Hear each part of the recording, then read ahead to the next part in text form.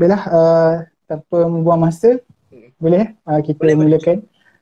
Auzubillahi minasyaitonirrajim. Bismillahirrahmanirrahim. Assalamualaikum warahmatullahi wabarakatuh. Kepada semua, kepada Idin, Idin Ramli, dan juga kepada semua yang dapat menyertai. Alhamdulillah dah 800 lebih orang.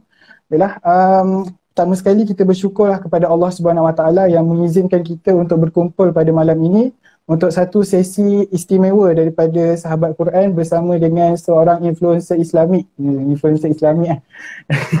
Idin Ramli, dan juga mungkin ada yang sedang bukan di IG sahaja kita tengah live, kita sedang juga live di Facebook kita SQ dan juga Facebook Muassis.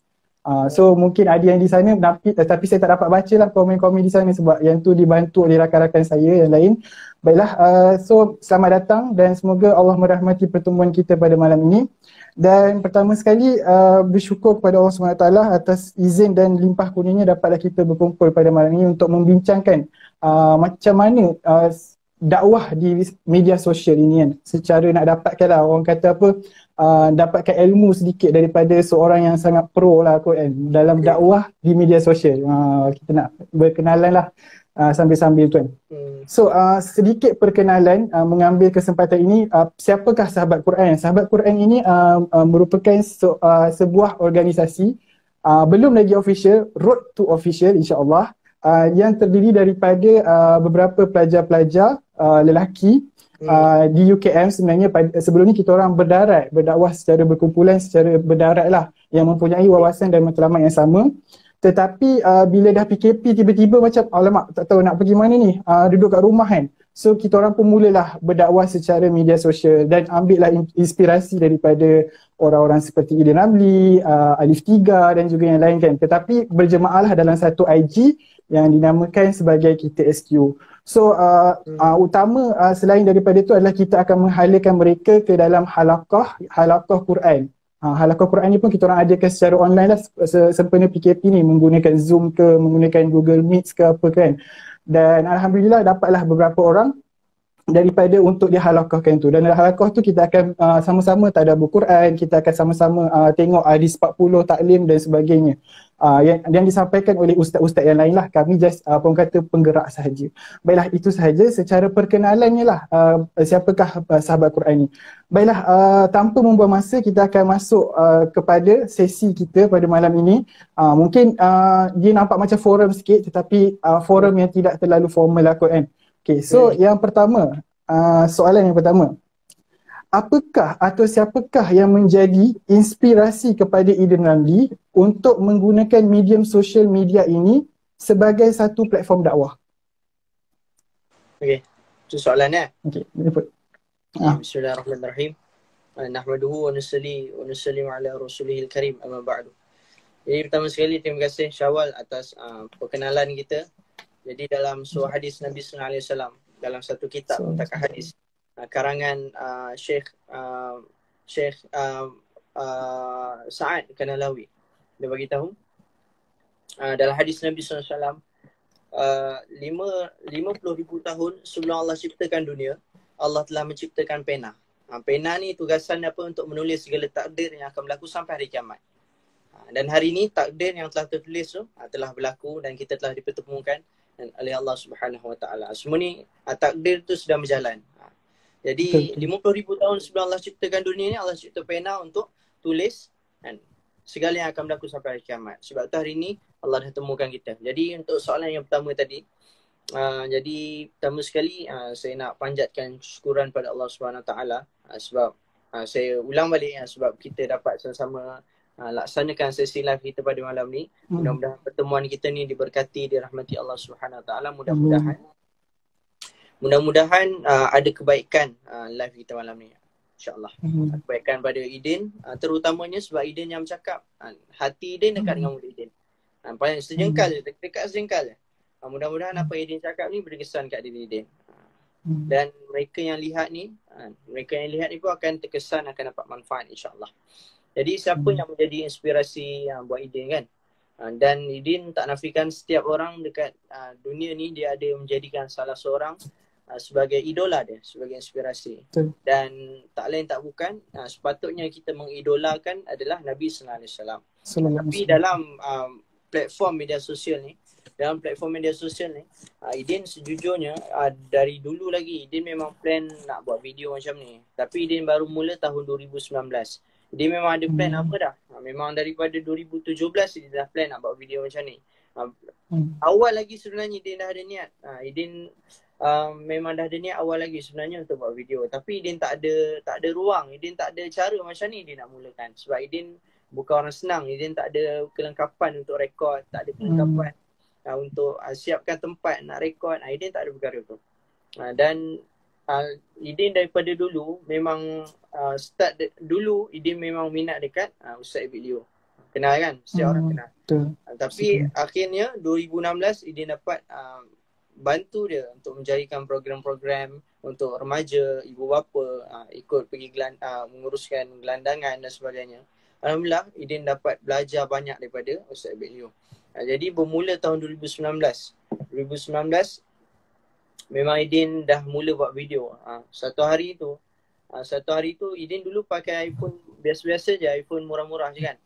Dan waktu tu Idin terfikir macam mana nak buat video kalau kelengkapan tak ada. Dan sebelum tu Idin ada buat satu bisnes iaitu dropship iPhone. Idin meniaga iPhone. Idin kumpul-kumpul sebulan dapatlah beberapa ribu untuk kumpul. Dan ditakdirkan satu masa tu telefon Idin rosak. Bila telefon iPhone 6 rosak, Idin beli telefon baru, iPhone XS Max. So Idin pun buat keputusan bila dah beli telefon baru, mungkin ini peluang untuk Idin rekod video. Jadi bila ada telefon baru, satu hari tu Idin Idin bertugas dekat masjid jadi khatib time tu hari Jumaat. Video pertama Idin boleh tengok tarikh tak silap 23 Mac 2019 Idin baca khutbah. Tengok scroll dekat bawah-bawah. Kalau korang rajin tengok dekat bawah-bawah feed Idin 23 Mac Idin video pertama Idin video khutbah. Tajuknya ujian tanda Allah sayang. Jadi sebabkan video tu pertama sekali time tu tak ada orang support Idin, tak ada orang tahu Idin, tak ada orang ambil peduli pun masa Idin. Disebabkan video tu Idin post, alhamdulillah banyak sambutan, orang suka dengar. Jadi mereka minta Idin teruskan. Asalnya memang suka-suka je buat. Memang suka-suka. Dan bila banyak permintaan, banyak support dan Idin rasa macam Idin patut teruskan buat benda ni. Jadi itulah Idin bermula terinspirasi dengan Ustaz Abid Liu. Kemudian Idin terus jalan, terus buat. Jazakallah. Terima kasih kepada Ki Idin Ramli atas tu tadi. So apa yang dapat disimpulkan memang itulah macam satu inspirasi lah juga kepada kita semua kan. Bukan satu alasan kan. Tak perlu nak menunggu lama-lama kan. Kalau dah ada je peluang, apatah lagi kalau kita dah ada peluang-peluang benda-benda yang kita boleh berdakwahkan terutamanya di social media ni. Macam sahabat Quran ni sendiri kan, macam saya sendiri pun mengambil masa yang lama sebenarnya nak susun betul-betul kan supaya kita supaya lebih strategi dan sebagainya. Tapi itulah macam mana pun dakwah tu kenalah tersusun dan strategi semuanya. Dan alhamdulillah terima kasih atas perkongsian tadi dan kita akan pergi kepada round kedua. Pada pendapat Idin, macam mana kita nak make sure bila kita mula berdakwah atau jadi influencer di social media ni, kita tak tersasar jauh dari tujuan asal. Contohnya tujuan asalnya memang untuk berdakwah kan. Macam Idin tadi dah buat khutbah tadi dan sebagainya. Seperti yang kita tahu, populariti ini kadang-kadang boleh buat kita lupa diri. So macam mana nak keep istiqamah tu tipsnya? Jadi terima kasih Syawal atas soalan tu. Jadi macam mana supaya kita buat video ni kita tak tersasar daripada niat awal kita. Mungkin ada orang dia permulaan dia niat dia memang dia nak sebarkan kebaikan. Tapi akhirnya bila dia dah famous, bila dia dah ada nama, orang dah kenal, dia lupa diri dah. Dia ingat semua tu dia ingat semua tu usaha dia. Dia ingat semua tu Allah bagi. Macam Qarun ingat tak dulu mula-mula Qarun waktu dia susah dia mohon dekat Nabi Musa minta Allah kurniakan harta. Tapi bila Allah dah bagi harta dekat dia lupa. Ini semua harta aku punya. Dia kata macam tu. Ini semua aku punya. Tak ada kemengena dengan takdir, tak ada kemengena dengan rezeki Allah. Ini semua aku punya. Harta ni aku dapat atas usaha aku. Qarun kata macam tu. Jadi dilaknatlah Qarun ketika itu sebab apa dia lupa. Dia lupa semua ni Allah bagi. Jadi populariti ni Allah bagi. Followers Allah bagi. Terkenal ni Allah bagi. Kita bukan siapa-siapa. Kita tak ada apa-apa. Kalau bukan sebab Allah bagi, kita langsung tak ada apa-apa. Kita sama macam semua orang. Jadi populariti atau tak popular, popular atau tak popular, tak ada beza. Beza kita adalah hati kita, takwa kita. Sebab tu setiap kali khutbah, khatib akan berpesan, ya ayyuhallazina amanu taqullaha haqqa tuqatih wa la tamutunna illa wa antum muslimun. Jangan kamu mati melainkan dalam keadaan muslim. Itu tujuan kita. Itu tujuan kita, jangan mati melainkan kamu Islam. Jangan mati melainkan kamu seorang muslim. Bertakwa pada Allah, jangan mati. Jangan mati lagi melainkan kita mati dalam keadaan beriman, dalam keadaan seorang Islam. Sebab tu itu tujuan, itu maksud kehidupan kita. Maksud kehidupan kita adalah untuk mati dalam keadaan hati berpaut pada Allah Ta'ala, mengikuti sunnah Nabi Sallallahu Alaihi Wasallam. Itu tujuan kita hidup, untuk mati dalam keadaan Islam. Sebab tu bila kita dah buat video macam ni, tujuan kita cuma satu. Kita bukan nak pandangan mulia manusia, kita bukan nak penghormatan manusia, tak. Kita bukan nak semua tu. Kita buat semua ni semua mata untuk pandangan Allah. Kita hidup untuk Allah. Kita hidup untuk buat menggembirakan Allah, menggembirakan Nabi Sallallahu Alaihi Wasallam. Itu tujuan kita hidup dekat dunia ni. Sebab tu populariti ni dia memang akan melalaikan manusia. Dia akan membuatkan manusia terleka, akan buatkan manusia terlupa. Dia akan buatkan kita semua boleh jadi suatu orang tu dia mungkin dia baik, tapi kerana populariti akhirnya dia tersasar jauh. Sebab tu bila kita dah masuk ke dalam bidang ni, kita nak buat ni, sebab kita memang akan menonjol. Kita akan menonjol di khalayak ramai. Sebab tu sentiasa perbaiki niat kita, perbetulkan niat kita. Ulama bagi tahu niat ni nak perbetulkan sebelum kita buat amal. Semasa kita buat amal dan selepas kita buat amal, kita kena cek niat kita. Sebelum buat amal, cek niat kita. Aku buat ni kerana apa? Aku buat ni kerana apa? Kerana manusia atau kerana Tuhan? Kerana nak redha siapa? Nak redha manusia ke nak redha Tuhan? Cek niat kita sebelum. Kemudian semasa buat tu, cek balik niat. Kalau niat kita tersasar, mungkin orang puji kita, terus lupa diri, istighfar balik. Astaghfirullahalazim, ya Allah maafkan aku. Kita betulkan niat balik. Kemudian selepas kita melaksanakan kebaikan, kita share benda-benda baik, cek balik niat kita. Kita buat ni kerana siapa? Kerana bila dapat pujian-pujian, kita buat ni kerana siapa? Bila dapat pujian, kita lupa diri. Kita istighfar balik. Betulkan niat kita. Kita buat ni semata-mata nak Tuhan redha, Tuhan gembira dengan kita. Bukan untuk sesuatu, bukan untuk pujian. Kalau manusia puji kita, sikit pun takkan naikkan darjat kita di sisi Tuhan. Betul tak? Betul. Kalau manusia puji, manusia naikkan kita, manusia lambung-lambung kita, sikit pun takkan naikkan kemuliaan kita di sisi Allah. Kita nak pujian daripada Allah, kita nak pujian daripada Tuhan. Itu tujuan kita hidup. Sebab tu siapa-siapa yang tengok live ni yang ada keinginan nak buat video-video macam ni kan, Aidin doakan korang ni lah. Kalau korang nak buat video macam ni, tadi tengah hari tadi ada yang DM Idin. Dia kata dia kena kecam. Dia kata ada orang kecam dia sebab buat video macam Idin, tiru macam Idin, kata try hard nak famous, dia kata. Jadi Idin bagi nasihat dekat dia. Pertama sekali kita buat video ni, kita kena untuk buat video macam ni kita kena kuat. Kita kena kuat. Sebab benda kecaman ni memang akan ada.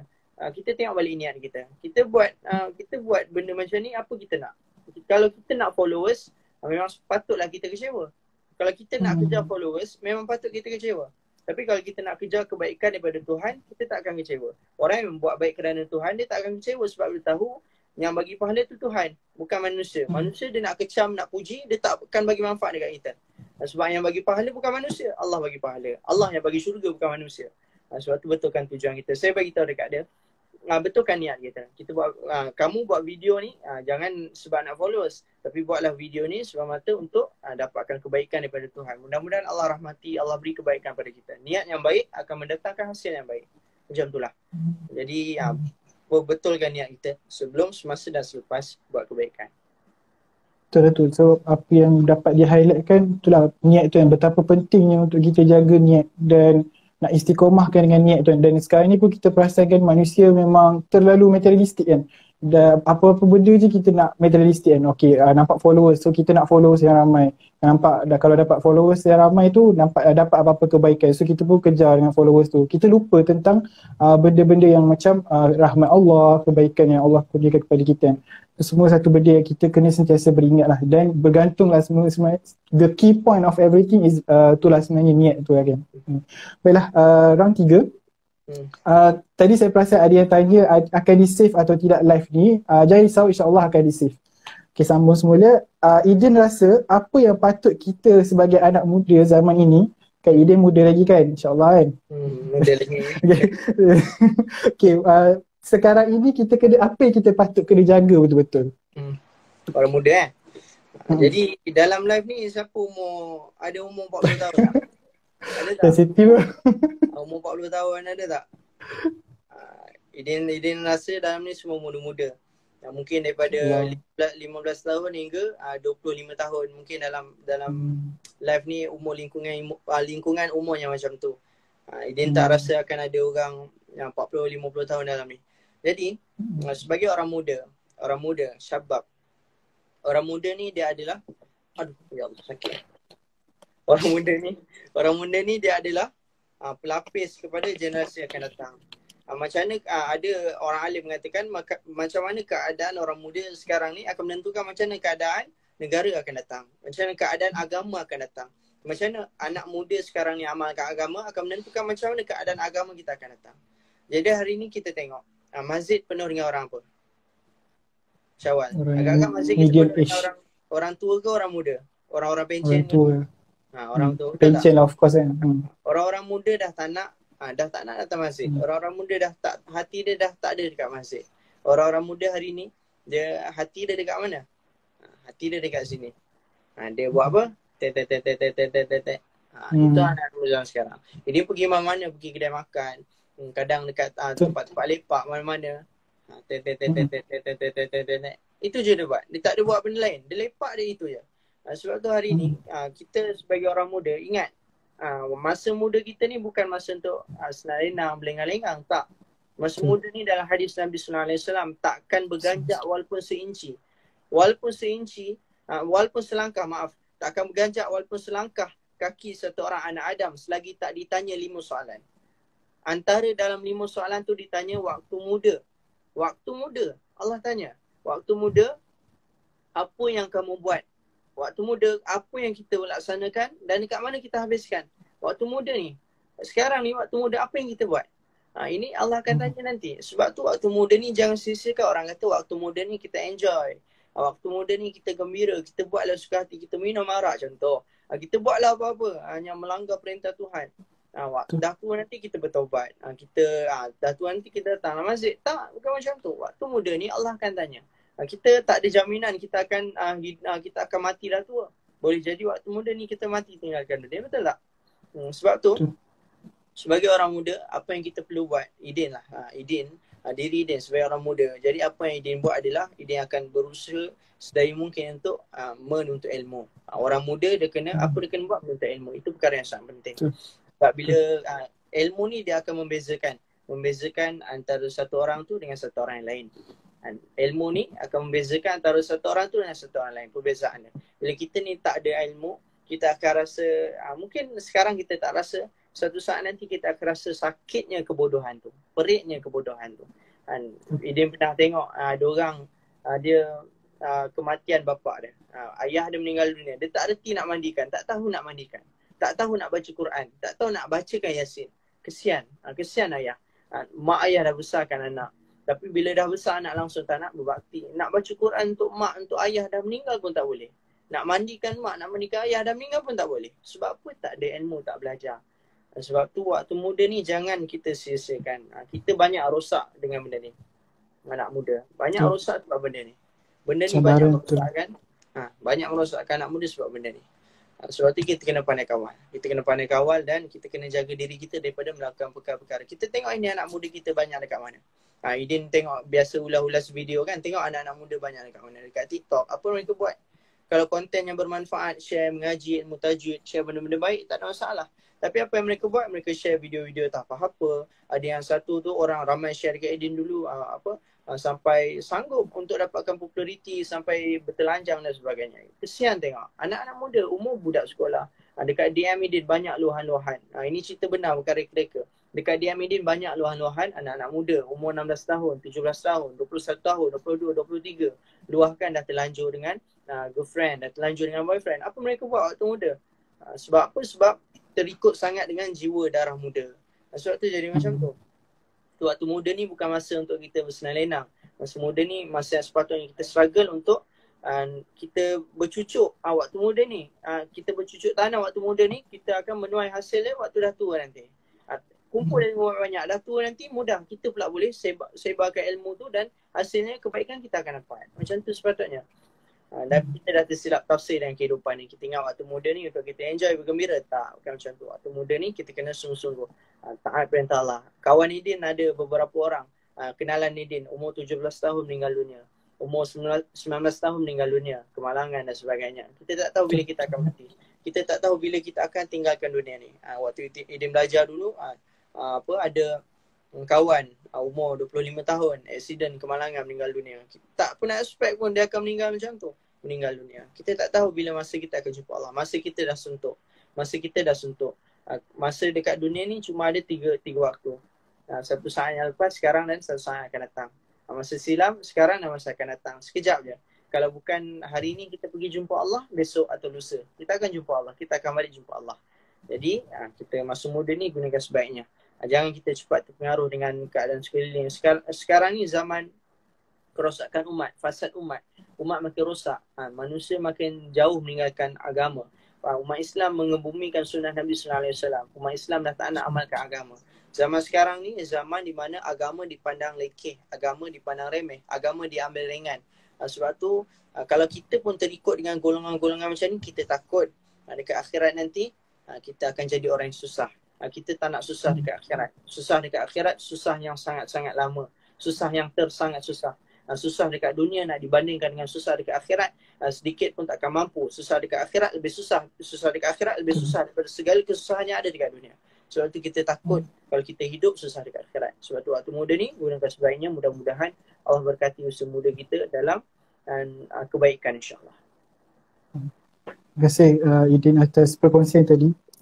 Dia mengingatkan saya kepada kisah dua orang sahabat kan, pada Perang Badar.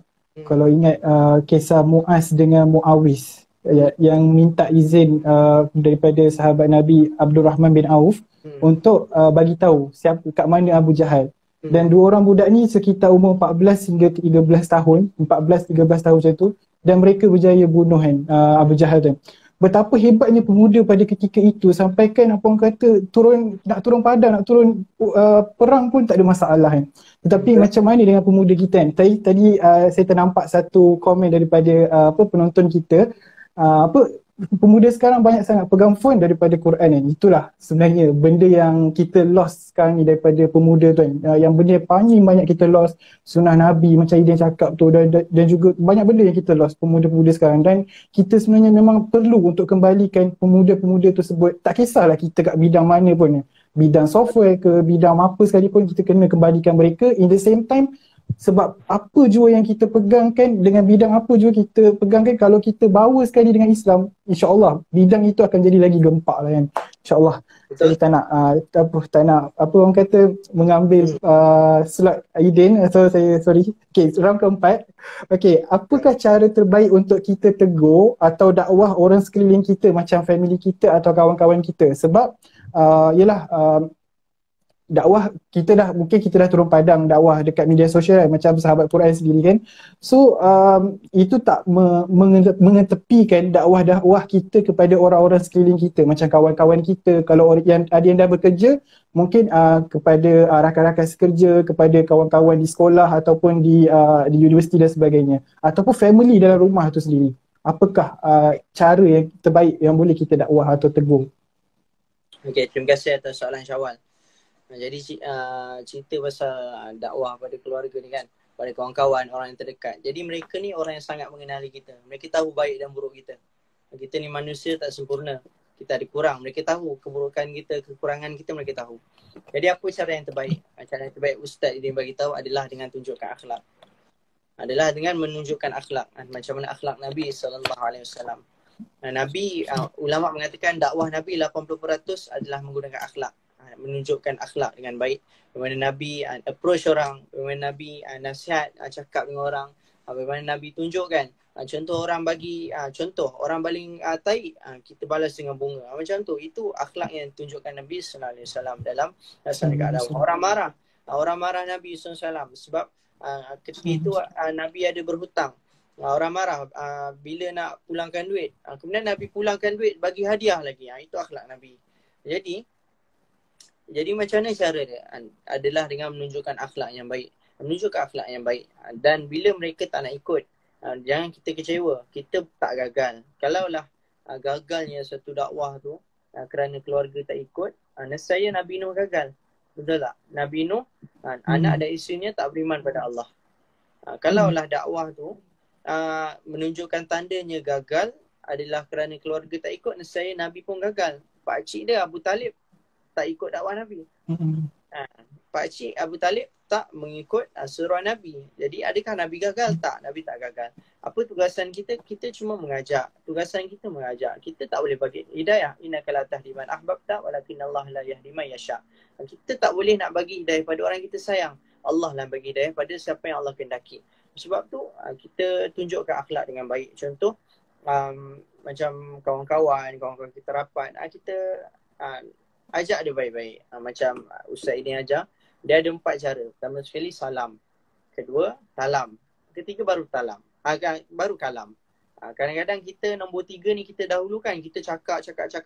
Lala dia terasa hati, langsung dia tinggalkan kita. Pertama sekali salam. Salam ni apa? Salam ni adalah kita approach dia baik-baik. Kita sembang dengan dia. Sembang apa yang dia suka. Dia suka pasal kereta. Kita sembang kereta dengan dia. Dia suka pasal apa? Dia suka pasal Mobile Legends. Sembang Mobile Legends dengan dia. Kita tak tahu pun buat kepala tahu je lah kan. Kita angguk-angguk lah dia cerita kan. Dia suka pasal apa? Dia suka cerita pasal PUBG. Sembang PUBG dengan dia. Dia suka pasal makan. Sembang makan dengan dia. Dia suka pasal itu pasal ini, kita sembang lah apa yang kesukaan dia kan. Jadi itu pertama sekali. Kita kena ambil hati dia dengan kita kena orang kata apa, sembang apa yang dia minat macam tu. Kedua, talam. Talam ni apa? Dan kita sembang, kita belanja dia pula makan. Kita ikat perut dia. Ikat perut dia dengan kita bagi dia makan, bagi dia hadiah, belanja dia makan, lepak mamak, tak apa. Hari ni aku belanja, no hal. Besok, tak apa. Hari ni aku belanja, no hal. Tak apa, hari ni aku belanja, no hal. Kita gembirakan dia, sukakan dia. Bila dia dah selesa dengan kita, barulah step yang ketiga, iaitu kalam. Pertama salam, kedua talam, ketiga kalam. Kalam ni barulah kita cakap, sebenarnya aku nak tegur kau sikit ni, tapi kau jangan terasa hati. Bila kita dah buat dia gembira, barulah dia tak terasa kalau kita tegur, betul tak? Ni kita terus step ketiga, sebab tu lah bergaduh, sebab tu lah dah tak bertegur, tak berkawan. Kita tak ambil hati dia dulu. Kita kena ambil hati dia. Salam cakap elok-elok, talam belanja dia makan. Kalam baru kita cakap, aku sebenarnya ada nak cakap sikit, kau harap kau tak terasa lah. Mesti dia akan cakap, cakap lah, tak apa lah. Kawan-kawan tegur lah. Mesti dia akan cakap macam tu. Bila kita dah percaya ambil hati dia. Kita cakap elok-elok. Sebenarnya aku teringin lah nak ajak kau sembahyang berjemaah macam tu. Kat masjid. Jom esok kita pergi sembahyang subuh berjemaah nak. Kita ajak elok-elok macam tu. InsyaAllah dia akan ikut. Okey. Kalau kau datang rumah kau susah bangun. Kau susah bangun. Tak apa, esok aku datang rumah kau kejut. Macam tu sekali. Sebab tu kita kena tunjukkan akhlak yang baik. 3 perkara ni adalah akhlak. Salam, talam, kalam ni adalah akhlak. Kita tunjuk akhlak yang baik. Mudah-mudahan dengan akhlak kita ni, kita jangan asyik cakap sebab dakwah ni bukan tentang cakap je, tapi tentang perbuatan kita. Macam mana kelakuan kita dengan dia, macam mana diri kita. Adakah kita cakap apa yang kita buat? Macam tu. Sebab Allah bagi tahu, ya ayyuhalladzina amanu lima taquluna ma la taf'alun kabura maqtan indallahi an taqulu ma la taf'alun. Wahai orang beriman, kenapa kamu mengatakan apa yang kamu tak buat? Sungguh besar kemurkaan Allah pada siapa yang mengatakan apa yang dia tak buat. Sebab tu kita usahalah sebaik mungkin untuk buktikan dengan perbuatan. Daripada kita cakap orang tak dengar pun, tapi kita buktikan dengan akhlak. Mudah-mudahan dengan akhlak kita ni, macam mana akhlak Nabi sallallahu alaihi wasallam dan para sahabat radhiyallahu anhum, mereka orang-orang terdekat dengan kita, circle kita ni, mereka tergerak hati nak ikut kebaikan yang kita ajak pada mereka. Macam itulah, mudah-mudahan. Itulah tu yang memang tak dilupa lah. Satu benda yang sangat penting lah, salam, talam dan kalam. Okay, apa yang penting juga yang di-highlightkan oleh Eden sebentar tadi adalah penting jugalah kan ilmu tu kan. Ilmu dakwah tu jugalah sebenarnya. Ilmu nak approach orang, ilmu nak creativity, lepas tu nak sentuh bahagian apa, macam mana dan sebagainya. InsyaAllah kita akan pergi ke round yang terakhir, okay, iaitu apakah nasihat yang Eden boleh bagi kepada anak muda zaman sekarang sebagai satu nasihat buat diri kita jugalah sekarang. Apakah nasihat yang boleh kita bagi? Eden boleh bagi. InsyaAllah. Jadi terima kasih atas soalan tu. Apa nasihat yang Eden ikhlas daripada hati Eden untuk semua anak-anak muda yang tengok ni? Jadi pertama sekali kita balik pada anak muda tadi kan. Lupa dia nak sebut, iaitu A'la radhiyallahu anhu. Dan A'la radhiyallahu anhu ni anak muda, umur 10 tahun ikut berjuang. Umur 10 tahun dia ikut berjuang dengan Nabi sallallahu alaihi wasallam. A'la radhiyallahu anhu. Satu ketika A'la, saya ringkaskan cerita. A'la radhiyallahu anhu dia tanya pada ummi dia, di mana ayah? Mana ayah? Pergi masjid tengok semua orang dan ayah pegang tangan anak dia. Semua anak ada pegang tangan ayah dia. Mana pergi ayah saya? Dia tanya kat ummi. Ummi dia kata, Ummi A'la radhiyallahu anhu kata, pergi tanya Nabi sallallahu alaihi wasallam. Pergi tanya Nabi. A'la dalam keadaan berlari pergi jumpa Nabi. Kemudian A'la kata pada Nabi, wahai Rasulullah, mana ayah saya? Mana ayah saya? Tanya pada Rasulullah. Kemudian Rasulullah beritahu, ayah kamu telah syahid di jalan Allah. Dipendekkan cerita, kerana berita syahid ayah A'la radhiyallahu anhu, A'la bersungguh untuk mengikuti Nabi dalam berperang. Sehingga apa jadi pada A'la radhiyallahu anhu, nak memperjuangkan Islam, nak meninggikan Islam saat tu, A'la radhiyallahu anhu waktu peperangan ada satu tombak menghala ke arah Nabi sallallahu alaihi wasallam. A'la melompat. Dan kadang melompat tu A'la mempertahankan Nabi sallallahu alaihi wasallam dengan jasad dia yang kecil, yang kerdil tu. A'la lompat, tepat tombak tu kena dekat jantung, tembus, jatuh A'la atas tanah tu. Kemudian Nabi datang pada A'la, Nabi baring ke A'la, Nabi tanya pada A'la, wahai anakku, bagaimana keadaan kamu? Kemudian A'la bagi tahu pada Rasulullah, wahai Rasulullah, sampaikan salam aku pada Ummi. Dan aku tunggu, aku dan ayah tunggu Ummi di pintu syurga. Aku dan ayah tunggu Ummi di syurga. Dipendekkan cerita. A'la umur 10 tahun. Kita umur 10 tahun buat apa? Umur 10 tahun kita buat apa? 10 tahun mungkin kita duk main bola, main kejar-kejar. SpongeBob, kita tengok Jimmy Neutron, macam-macam. Tapi A'la radhiyallahu anhu umur 10 tahun berjuang untuk Islam, mempertahankan Nabi. Memperjuangkan, menggadaikan, mengorbankan tubuh badan dia untuk memelihara jasad mulia Nabi sallallahu alaihi wasallam. Itu A'la 10 tahun. Kita 10 tahun apa kita buat? Sebab tu sekarang ni mungkin kita dah 15 tahun, 17 tahun, 20 tahun, 25 tahun. Bila kita dah kita bergelar anak muda, kita pelapis pada golongan yang dah berusia ni. Sebab tu apa tugasan kita? Apa yang kita kena buat? Kita pertama sekali kita sebagai orang Islam. Bila kita sebagai orang Islam, tanggungjawab kita pada Islam, kita ada tanggungjawab kita. Tanggungjawab kita adalah untuk kita, Allah beritahu dalam Quran, wa ma khalaqtul jinna wal insa illa liya'budun. Tak diciptakan manusia dan jin semata untuk beribadah pada Allah Ta'ala. Itu tugasan kita. Tapi tugasan ni kita dah lupa dah.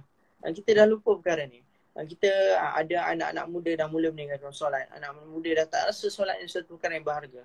Anak-anak muda meninggalkan sunnah Nabi SAW. Anak-anak muda melewat-lewatkan sembahyang. Anak-anak muda dah tak nak, dah tak minat datang masjid. Ini sepatutnya kita kena buat. Basic. Ini basic. Ini bukannya orang soleh. Tak. Tapi beribadah, mengabdikan diri ni basic. Kita beribadah bukan sebab kita baik. Tak. Kita beribadah sebab kita seorang hamba. Sebab kita seorang hamba yang perlu pada Tuhan. Sebab tu kita beribadah. Kalau kita hidup, kita pergi kerja lah. Kita pergi kerja dah setahun ni kita kerja. Tapi setahun kita masuk kerja, kita langsung tak buat apa-apa. Adakah bos akan gembira dengan kita? Setahun kita kerja, kita duduk main telefon, kita main game, kita lepak, angkat kaki, silang kaki, kita peluk tubuh, kita pula jadi bos.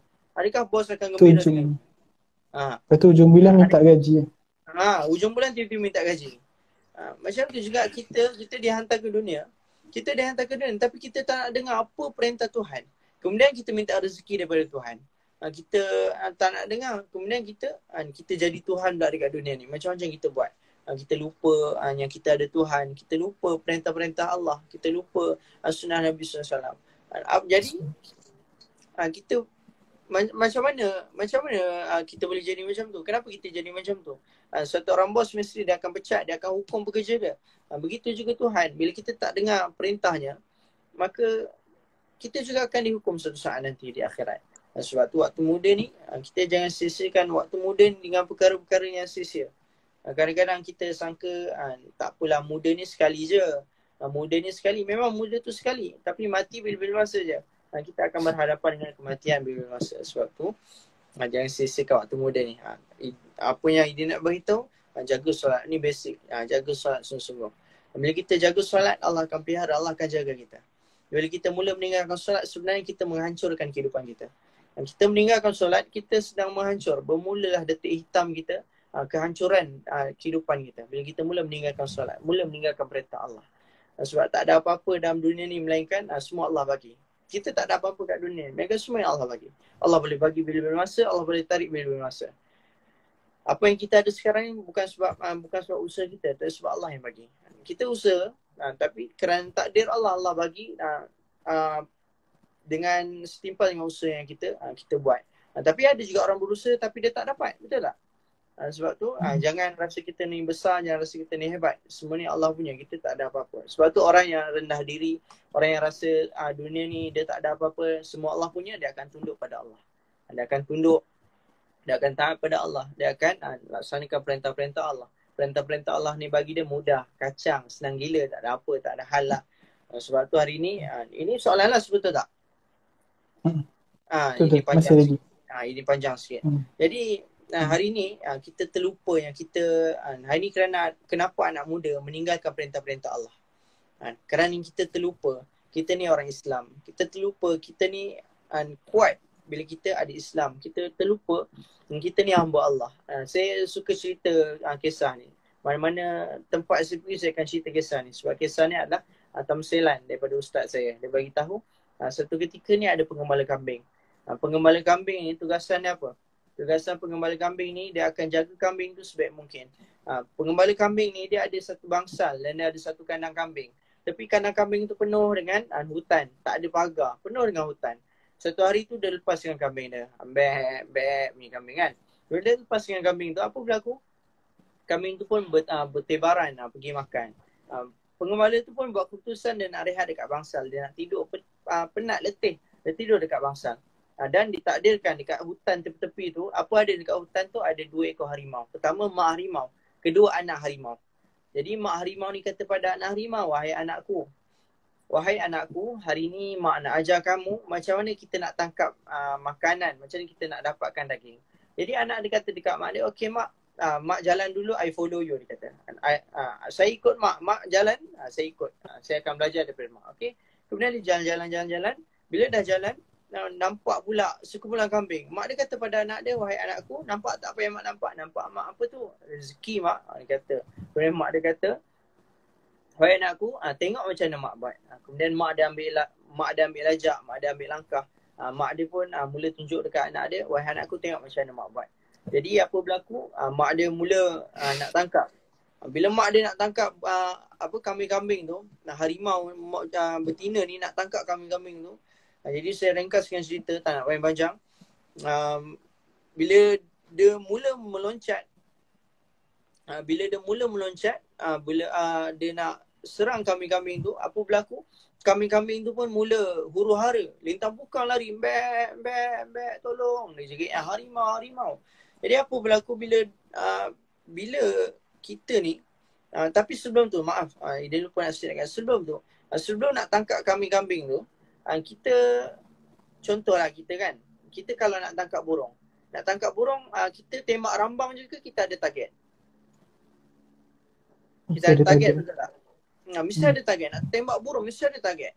Jadi mak harimau tu bagi tahu kita kena fokus, kena target. Kalau kita dekat sekolah, kalau kita dekat universiti, apa yang kita buat, kalau lecturer mengajar dekat depan, lecturer mengajar bahasa Arab, kita dekat belakang buat kerja account. Arab tak siap, account tengah langgar, betul tak? Kita kena fokus dalam satu. Tak ada manusia dekat dunia ni dia boleh buat banyak perkara dalam satu masa. Wahai sir, miss, mulut saya boleh tiup seruling, tangan saya boleh main piano, kaki saya boleh melukis, mata saya boleh buat apa? Mata saya boleh tak ada orang boleh buat banyak kerja semasa. Sebab tu kena fokus betul-betul. Kalau kita tak fokus, kita akan terlepas daripada seseorang. Satu tu tak dapat, yang lain pun tak dapat. Sebab tu harimau tu dia fokus dekat satu kambing. Dia kata, wahai anakku, tengok mak buat, kita kena fokus. Satu kambing je, tengok mana yang paling lemah, anak kambing paling lemah. Kita fokus dekat anak kambing. Jadi bila mak tu buat keputusan dia nak terjah, lintang pukang lah kambing tu lari. Jadi bila lintang pukang bunyi bek huru-hara lah kandang kambing tu, pengembala tu dengar pula, daripada bangsal dia dengar pula, apa huru-hara ni? Kenapa huru-hara ni? Jadi apa berlaku? Bila huru-hara, pengembala tu keluar, dia bawa senapang. Dia bawa senapang, dia tengok terkejut, dia kata, oh my god, dia kata, it's tiger. Dia kata, terkejut pemuda tu. Pemuda tu, dia keluarkan senapang. Kalau pemuda tu dia tembak rambang je, agak-agak kena tak? Agak-agak kena tak kalau dia tembak rambangnya? Tak kena. Tak kena. Tak Dia kena. kena ada target. Fokus. Target betul-betul, fokus betul-betul. Barulah akan kena. Bila pemuda tu dia target, tengok dah dapat harimau tu, puff, headshot tepat kepala harimau tu. Berguling-guling harimau tu, berdarah-darah kepala harimau tu. Jadi terkejut kambing-kambing tu semua. Harimau tu mati, innalillahi wa inna ilaihi raji'un. Masuklah kamu ke dalam neraka Allah Ta'ala je kan. Jadi apa berlaku? Berlari. Pemuda tu tengok, ya Allah geram betul kan. Kita kalau geram dekat lipas, pernah lipas terbang kat bilik tak? Pernah? Pernah selalu. Dulu. Pernah? Dulu lah. Pernah. Lipas kalau terbang dekat bilik kita bukan main geram, ambil penyapu, sap, kita lipas macam tu, kena dekat lipas tu kita hempuk lagi, betul tak? Lipas tu dah mati, kita hempuk. Kenapa kau masuk rumah aku? Kita hempuk lipas tu, kita geram. Jadi dah mati pun kita hempuk lagi. Jadi pemuda tu, dia pergi dekat harimau tu, dia hempuk harimau tu. Kenapa kau masukkan aku? Dah matilah, dia hempuk. Jadi apa yang berlaku? Anak harimau tu keluar. Bila anak harimau tu keluar, terkejut. Oh my god. Apa dah jadi ni, dia kata. I have killed the mom. I left the son alone, dia kata. Pemuda tu speaking. I have left the son alone. Jadi, the son become yatim. Anak harimau dah jadi anak yatim. Jadi apa berlaku? Bila anak harimau tu jadi yatim, anak harimau ni jadi yatim, apa berlaku pada anak harimau ni? Dia kesian. Dia manusia, dia peri kemanusiaan. Dia kesian, dia buat keputusan dia nak bela anak harimau tu. Bila dia nak bela anak harimau tu, dia tak adalah bela bawa balik rumah. Dia bela dekat kandang kambing. Bila dia bela dekat kandang kambing, apa berlaku dekat harimau ni? Satu ketika, bila dia dah dibesarkan dengan kambing, bila anak harimau ni dia duduk dengan sekumpulan kambing, berkawan dengan anak-anak kambing, jadi harimau ni dia tengok satu hari tu kambing ni dia memang suka main tanduk-tanduk. Bila dia main, kambing ni main tanduk-tanduk, dia suka tengok setiap kali main tanduk je, dia nak join. Bila harimau ni join dengan kambing, harimau tak ada tanduk, anak kambing ada tanduk. Dia lawan tanduk, dia kalah. Dia lawan tanduk, dia kalah. Dia lawan tanduk, dia kalah. Bila dia kalah, kambing-kambing ni suka ejek dia. Loser, dia kata. Loser. Dia ejek harimau tu. Loser, dia kata. Harimau ni pun kecewa. Dia tak tahu yang itu harimau. Sebab dia dah berkawan dengan kambing. Dia tak tahu dah harimau. Dia pun buat apa yang kambing buat. Ingat apa yang kambing buat, dia kena buat juga. Dia lawan tanduk, dia kalah. Dia lawan tanduk, dia kalah. Lepas tu dia nampak pula harimau ni, dia nampak pula kambing ni makan rumput. Dia nampak kambing makan rumput, dia pun buat keputusan dia nak makan rumput juga. Dia makan rumput, kemudian mula-mula tu memang macam tak boleh nak masuk. Lama-lama tu sedap juga, boleh tahan. Boleh lah. Lama-lama dia makan, boleh lah. Jadi dia makan rumput. Jadi kemudian dia nampak pula kambing ni buat bunyi mbek. Dia buat bunyi kambing. Harimau ni pun dia cuba untuk buat bunyi kambing. Mula tu memang tak keluar lah. Memang tak keluar bunyi kambing. Tapi lama-lama apa berlaku? Cuba, terkeluar bunyi kambing. Jadilah dia tak boleh bayang kambing. Jadi apa kesimpulan daripada cerita ni? Cerita ni adalah belum lagi. Bila harimau ni dia dah terlupa yang dia adalah seekor harimau yang sangat kuat, yang sangat gagah, sangat perkasa. Dia ingat dia adalah kambing yang lemah. Bila dia hidup dengan kumpulan kambing, dia terlupa diri dia adalah seekor harimau. Jadi apa berlaku? 2 tahun, 3 tahun dah berlalu. Satu ketika harimau tu pun dah besar, dah jadi harimau yang bujang. Jadi apa berlaku? Tuan pengembala kambing tu melepaskan kambing-kambing dia untuk pergi makan. Termasuklah harimau tu pergi makan juga, makan rumput. Harimau tu berkawan dengan kambing. Bila dia berkawan dengan kambing, ditakdirkan suatu hari tu ada seekor harimau jantan yang sangat besar, yang sangat dah tua dekat hutan tu, dia jalan cari makanan. Terkejut dia lalu dekat tepi kandang tu. Oh my god, dia kata lagi. Alhamdulillah, harimau yang beriman. Alhamdulillah, rezeki hari ni. Rezeki hari ni, dia nampak. Tapi bila dia memerhati, dia fokus, dia nak tangkap mana harimau tu. Dia nak tangkap mana kambing tu. Apa yang berlaku? Harimau tu dia tengah scan, terkejut. Alangkah terkejutnya What? Dia kata. Macam mana boleh ada harimau dekat tengah-tengah kambing tu? Pelik. Pelik Ben, hairan. Macam mana harimau boleh berkawan dengan kambing? How in the world harimau become a best friend of kambing? Pelik dia. Macam mana harimau boleh berkawan dengan kambing? Jadi dia kata dalam hati dia, okey tak apa, aku nak tangkap kambing dulu. Kejap lagi lepas aku tangkap kambing ni, aku akan tangkap harimau tu pula. Aku nak tanya dia, apa tips boleh jadi rakan baik kepada kambing? Itu harimau tu punya niat. Bila dia dah buat keputusan dia nak tangkap mana harimau yang dia target, dia kejar, lintang pukang. Dia kejar terjah, 1, 2, 3, go, boom. Lintang pukang, bertempiaran lari. Jadi kambing-kambing tu lari. Termasuk harimau dalam kandang tu pun lari juga. Dia pun hairan, kenapa harimau ni lari daripada aku? Aku harimau, dia harimau. Kenapa dia lari daripada aku? Jadi dia buat keputusan, dia tak jadi, okey hari ni aku tak nak tangkap kambing. Aku nak tangkap harimau tu. Bila dia kejar, dia nak tangkap harimau tu, dia tukar pandangannya, dia kejar harimau yang lari tu. Lintang pukang harimau tu lari, tengok belakang. Ya Allah, harimau kejar aku. Ya Allah, aku belum kahwin, dia jerit. Jangan makan aku single lagi, dia kata. Jadi harimau tu kejar. Harimau tu lompat. Harimau yang dewasa tu dia lompat, dia cekik belakang, ditekan, dia pusing kepala, pop, dia lempang harimau tu. Kenapa kau lari daripada aku dia? Dia tanya, kenapa kau lari daripada aku? Kemudian dia kata, dah kau kejar aku lari lah. Dah kau kejar aku lari lah. Engkau tu kambing lah, dia kata. Engkau tu kambing. Engkau tu harimau. Kenapa kau lari daripada aku? Aku kambing, dia kata. Aku kambing. Kau kejar aku lari, aku kambing. Astaghfirullahalazim. Engkau tu harimau lah. Aku kambing, dia kata. Kemudian aku tak banyak cakap. Engkau tu seekor harimau. Engkau makan daging sama macam aku. Aku makan rumput. Astaghfirullah, harimau tu bengang lagi. Engkau tu harimau. Engkau ada suara yang sangat besar. Kalau engkau keluarkan suara kau, seluruh kambing-kambing dekat hutan ni akan lari lintang pukang tinggalkan kau. Aku mengambek. Dia kata.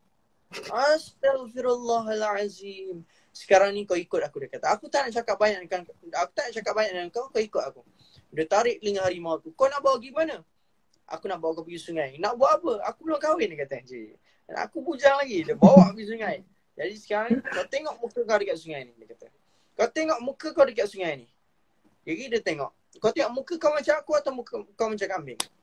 Bila dia tengok harimau tu. Dia tengok balik sungai.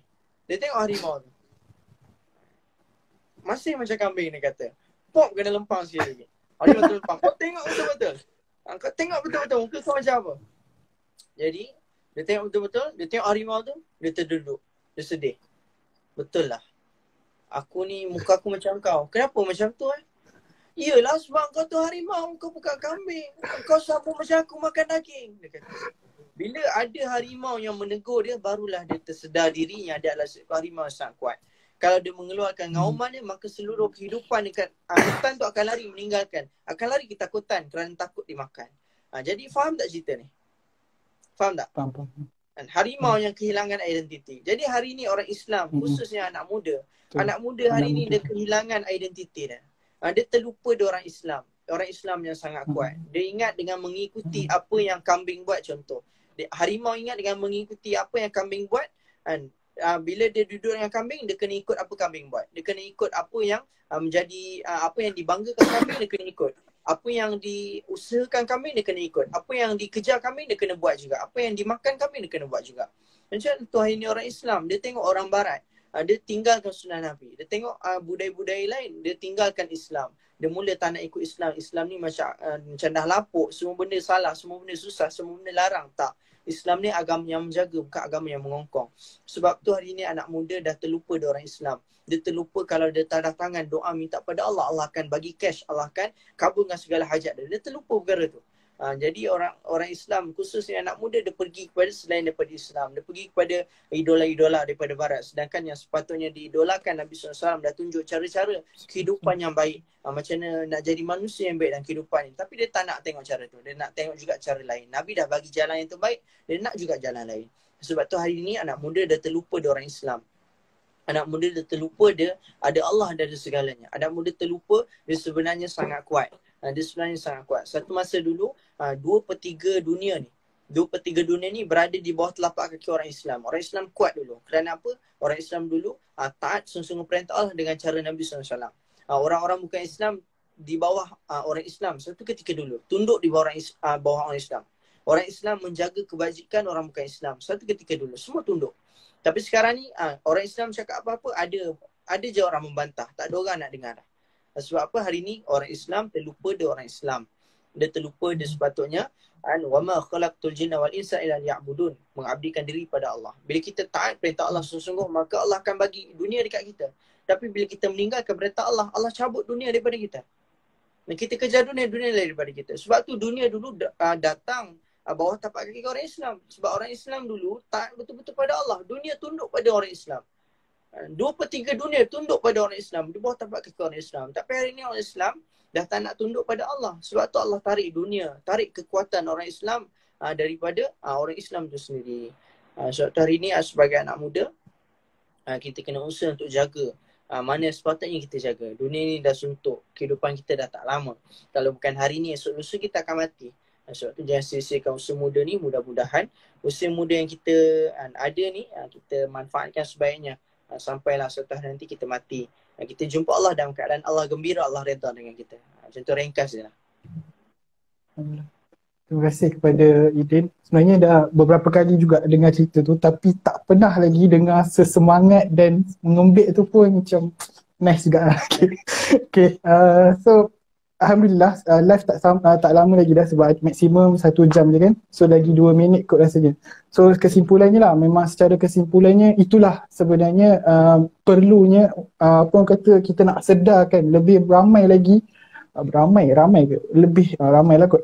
Ramai lagi harimau-harimau yang dah sesat dekat kandang kambing tu, dan kita nak keluarkan harimau-harimau tu bersama-sama kan.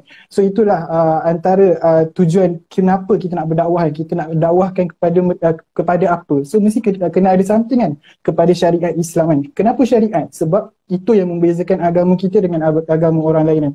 Dan juga kita nak dakwahkan mereka kepada satu tujuan hidup. Dan tujuan hidup yang dinyatakan seperti apa yang ada dekat dalam ada saya nampak dalam komen tu. Idin sendiri dah sebut tadi dalam surah Az-Zariyat ayat ke-56 tentang abid, dan juga ayat yang surah Al-Baqarah ayat ke-30 Khalifah. So ramai orang tahu ayat ni, ramai orang mungkin tadabbur ayat ni setiap hari, tapi tak siapa tahu macam mana nak aplikasikan benda tu kan. In the same time kan, mungkin orang ingat Khalifah, maksudnya aku kena tundukkan politik sekarang ni, aku kena jadi ahli politik. Tak. Tapi ada macam apa orang kata, ada step-step dia. Macam mana kita nak dakwah pada individu tu sendiri, ada juga dakwah macam mana kita nak jadi khalifah tu pun ada step-step dia. So itu sahaja. Terima kasih banyak-banyak kepada Idin Ramli atas kesudian masa dan ilmu yang dikongsikan pada malam ini. Terlalu banyak dan terlalu padat, dan sebenarnya tak cukup, tak puas lagi sebenarnya 1 jam ni. Dan syukur Alhamdulillah atas perkongsian. Dan juga in case sempat lagi lah nak promote kan, ada 600 lebih orang ni. Okay, kepada yang berminat menyertai halaqah Quran, bagi yang lelaki boleh DM kami di Kita SQ. Bagi yang perempuan mungkin boleh DM Muslim Proaktif, IG Muslim Proaktif. Okay, so sebab sejak Idin Idin promote kat story poster ni, memang dah ramai lah juga yang DM untuk join Kita SQ, tetapi yang banyaknya perempuan. So mungkin tak tahu kan benda tu. So yang perempuan mungkin boleh DM kepada Muslim Proaktif, yang Kita SQ hanya untuk lelaki. So itu sahaja. Terima kasih kepada semua yang dapat meluangkan masa, terutamanya Idin yang dapat meluangkan masa. Dan itu sahaja, kita tutup dengan tasbih kafarah surah Al-As. Subhanallah. Terima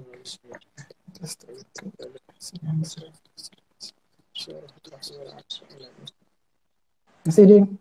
Okay, Syawal jumpa lagi insyaAllah. InsyaAllah. Assalamualaikum. Terima kasih. Amin. Bye. Bye semua.